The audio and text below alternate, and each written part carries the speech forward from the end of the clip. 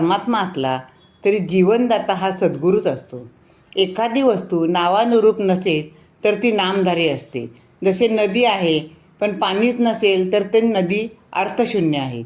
त्याचप्रमाणे जन्म मानवाचा असेल तरीसुद्धा मानव जन्माला अनुरूप कर्म नसतील तर मानव जन्मही अर्थशून्यच म्हणावा लागेल. मानव जन्माला अनुरूप असणारं जीवन सद्गुरू प्रदान करतो. जीवनाला सुयोग्य दिशा आणि नैतिक आणि सदाचारी बनवतो.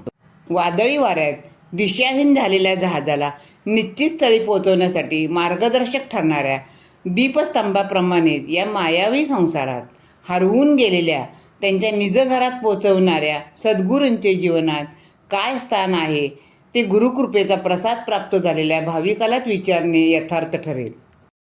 एक वेळ परमात्म्याचा विसर पडला तर चालेल, पण सद्गुरूंचा विसर क्षणभरही होऊ नये. कारण परमात्म्याचे विस्मरण झाले तरी पुन्हा त्यांची प्राप्ती किंवा स्मरण करून देण्यास सद्गुरू समर्थ आहेत.